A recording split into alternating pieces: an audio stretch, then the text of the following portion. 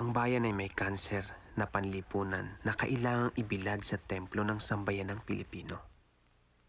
At sa hanggahang ito, sisikapin kong maikintal ang iyong kalagayan ng buong katapatan. Nang walang itinatanggi, itataas ko ang lambong na nagtatago sa kalinisan, na ipinagpapakasakit ang lahat sa katotohanan, maging ang pag-ibig sa sarili, sapagkat bilang anak, talos kong ako man ay may sarili ring pagkukulang at katuwaan. Ang aklat ay nagkakaroon ng mga bagay na ngayon lamang may magsisiwalat. Napakasela ng mga ito, kaya't sino man ay walang sumalang. Pinagsikapan kong isagawa ang ayaw isagawa ng iba.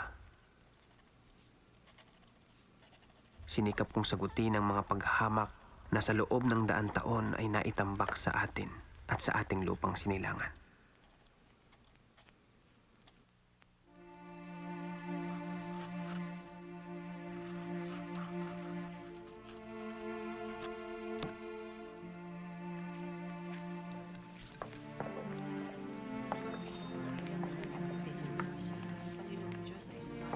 Sa paghahangad ko ng iyong kagalingang kagalingan din namin, at sa paghahanap ng pinakamabuting lunas, gagawin ko ang ginagawa ng mga tao noong lumang panahon sa may sakit.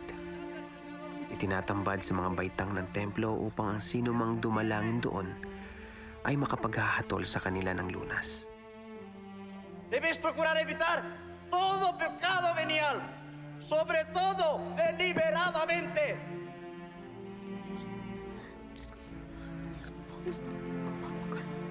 Cállate, enviada. No te preocupes. No te voy a hacer daño. Hinubdan ko ng balat kayo ang mga pagkukunwari na sa anyo ng pananampalataya ay sumapit upang tayo ay pagmalabisan, busabusin. Inihiwalay ko ang tunay na pananampalataya sa huwad na pamahiin at sa mga ngalakal ng mga salitang banal na tayo'y pinaniniwala sa mga kasalaulaang kung matatalos lamang ng Katolisismo ay ikahihiya nito.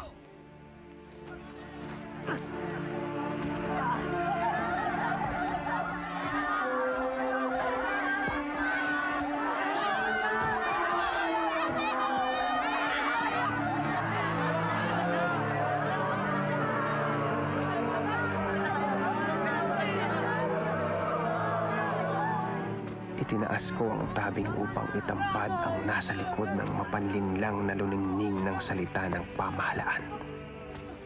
Isinisiwalat ko sa ating mga kalahi ang ating mga kasiraan, bisyo at nakakaalipustang pagyuko at karuwagan sa pagpapahintulot sa ating kadalamhatian.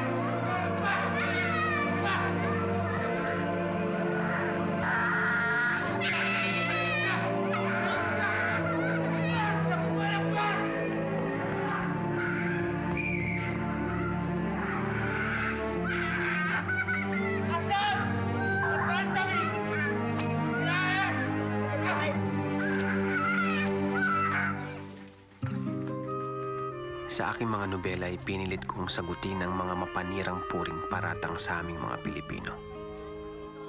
Inilahad ko ang kawawang kalagayan ng aking bayan, ang aming mga karaingan at kalungkutan.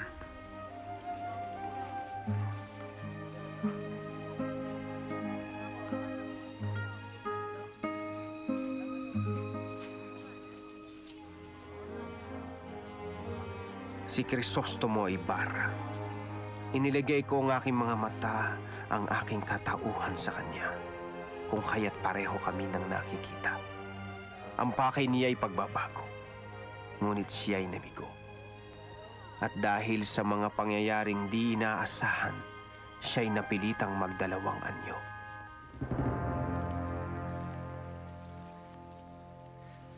Senyor Ibarra, Simon, ikaw si Basilio. matagal po kayong nawala. Hindi niyo na po alam ang mga nangyari dito sa ating bansa. Meron na pong mga kilusan. At nagsisimula na po silang Kayong mga kabataan, nananaginip pa rin kayo. Humihingi kayo sa Espanya ng pantay na karapatan. Pero ang hinihingi ninyo ay kadena. Gusto ninyo maging mga Kastila din kayo. Pero hindi niyo nakikita na ang pinapatay ninyo ay ang inyong pagkabansa. Ano ang inyong magiging kinabukasan? Isang bansang walang pagkatao at kalayaan? Ang lahat sa inyo ay hiniram. Pati na ang inyong mga depekto. Mamamatay kayo bago pa man dumating ang inyong kamatayan.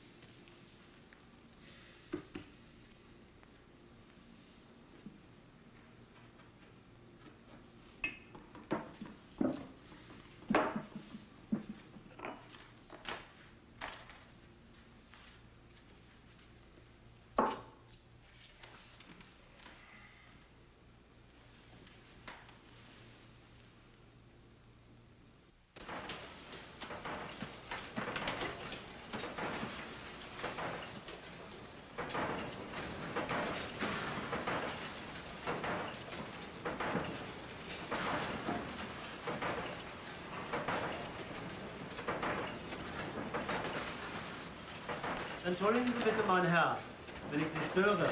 Ist dies Ihre erste Novelle? Nein, es ist schon meine zweite. Warum? Nun, ich kann kaum noch Spanisch, aber von dem bisschen, was ich noch weiß, scheint es mir, haben Sie eine Novelle sehr, sehr brisanten Inhalts verfasst. Ist das ein Kompliment? Oder soll das eine Warnung sein? Machen Sie sich keine Sorgen. Danke.